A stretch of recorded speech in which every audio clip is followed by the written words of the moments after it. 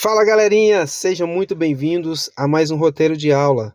Eu sou o professor Marconi Oliveira, estamos aqui estudando o sistema esquelético.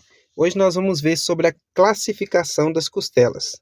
Então, as costelas estão presentes na caixa torácica. A caixa torácica que é formada pelas costelas e suas cartilagens, pelo osso externo e pelos corpos das vértebras torácicas. Como que as costelas se classificam? Elas se classificam em verdadeiras, falsas e flutuantes. Então vamos ver a característica de cada um. Quando vamos contar os pares de costelas, fazemos a contagem de cima para baixo. Então, temos a primeira costela, a segunda, a terceira, a quarta, a quinta, a sexta e a sétima. Em destaque de laranja, são aquelas consideradas como costelas verdadeiras. Por que são costelas verdadeiras? É simples. As costelas verdadeiras, que vai do primeiro par até o sétimo par, elas estão ancoradas diretamente ao osso externo através das cartilagens costais. Então percebam que as sétimas primeiras costelas estão aqui conectadas ao osso externo através das cartilagens costais de maneira direta. Então as sétimas primeiras são consideradas verdadeiras porque estão diretamente conectadas ao osso externo. Agora vamos conhecer as costelas falsas, que vai da oitava até a décima. Então temos a oitava,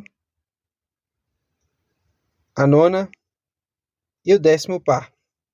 Por que elas são consideradas como costelas falsas?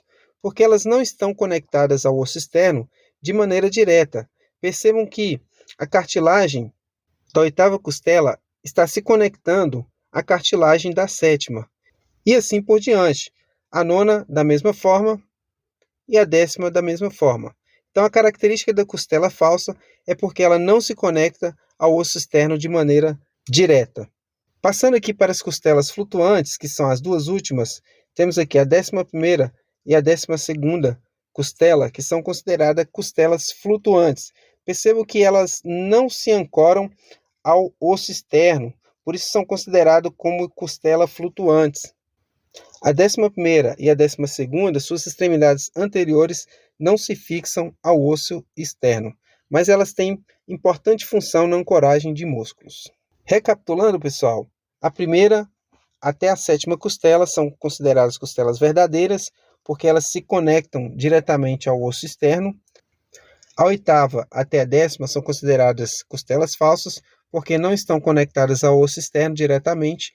E temos as duas últimas, as costelas flutuantes, porque as suas extremidades não se conectam ao osso externo. Existe um outro tipo de classificação das costelas, que são chamadas costelas típicas e atípicas. Então vamos conhecer quem são as costelas típicas. Toda costela típica, ela vai apresentar uma cabeça, um colo e um tubérculo. Eu vou isolar aqui uma costela para que vocês possam visualizar melhor. Então, toda costela típica, temos aqui uma cabeça, um colo e um tubérculo. Voltando aqui na caixa torácica, vamos conhecer quem são as costelas típicas. As costelas típicas começam do terceiro par até o nono par de costela. Por que elas são consideradas costelas típicas?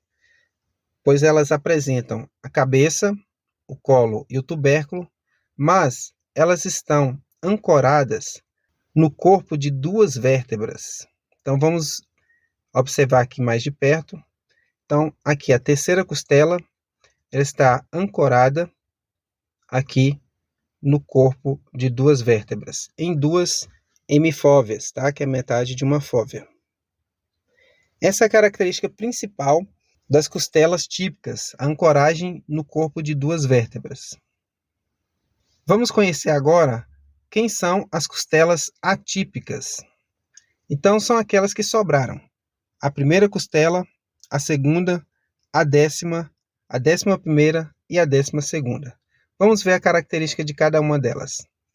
Olhando aqui a primeira costela, ela é bem diferente. Ela é menor do que as outras e ela se articula ancorando em apenas uma vértebra, diferente das outras costelas típicas. Outra diferença importante é que nós temos vários acidentes ósseos aqui no bordo superior da primeira costela. Passando para a segunda costela, o que nós temos de diferente? Na verdade, a segunda costela apresenta todos os requisitos de uma costela típica. Ela tem cabeça, tem colo, tem tubérculo, porém, ela tem uma tuberosidade que recebe a inserção do músculo serrátil anterior. Então, a tuberosidade é que vai diferenciá-la das outras costelas. A 10ª costela, ela também é considerada como atípica, porque ela vai ancorar em apenas um corpo vertebral. Então, a 10ª costela, ela vai estar com seu ponto de ancoragem em apenas um corpo vertebral. Apesar que aqui no aplicativo pegar um pouco da vértebra de cima, mas os livros vão apontar que ela está conectada em apenas um corpo vertebral. Seguindo aqui o nosso estudo, temos as duas últimas costelas, que também aqui é bem caracterizado, elas se conectam em apenas uma vértebra e também ela tem uma diferença importante em que elas não têm o colo e nem tubérculo, como as outras costelas. Então, pessoal, recapitulando as costelas atípicas, nós temos a primeira costela, onde ela vai se conectar em apenas um corpo vertebral, e ela também apresenta vários acidentes ósseos na sua face superior. A segunda costela tem todos os requisitos de uma costela típica, porém, ela apresenta um tubérculo, que é um ponto de inserção do músculo serrátil anterior. A 10ª costela vai se conectar em apenas um corpo vertebral. A 11ª e a 12ª, da mesma maneira, se conectam em apenas um corpo vertebral. Muito bem, pessoal, estamos aqui encerrando mais um roteiro de aula.